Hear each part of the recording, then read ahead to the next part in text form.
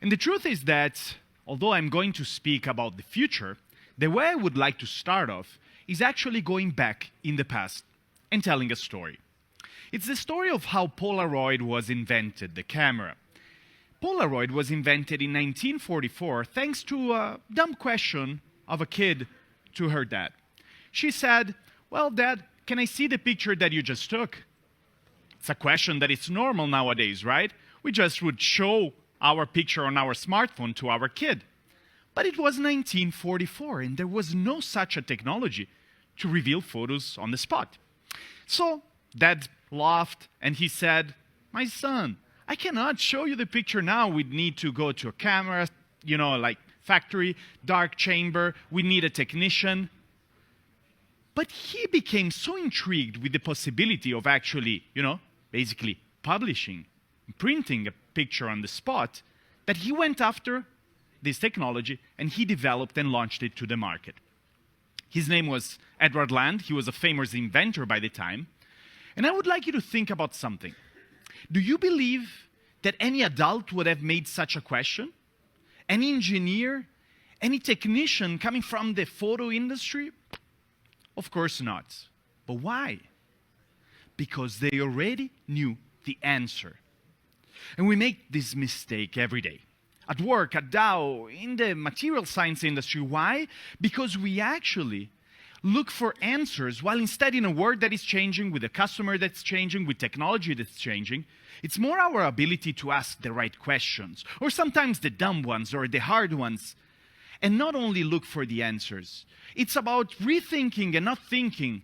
It's about learning to unlearn and relearn the whole time. Also because when we look at technology and the way it shapes markets, the effect is unpredictable and exponential.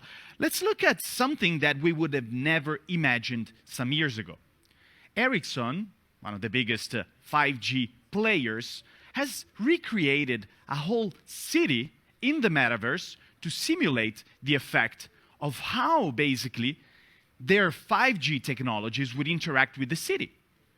They recreated exactly that through physics of elements, exactly through digital twins that replicate the real world. We can see real life and its digital twin being exactly the same, and we're able to make perfect predictions. We're able to simulate what's the impact on our customer. We're able to do many things that were not imaginable before. And so the truth is that we ask ourselves a question: who would have ever imagined something like that some years ago? And so this is a question that we have to ask ourselves more and more. Why? Because the world is changing. And instead of having an expert mindset in face of the future trends, we need to have what I call the beginner's mindset. A beginner's mindset is like, it's your day one at Dow.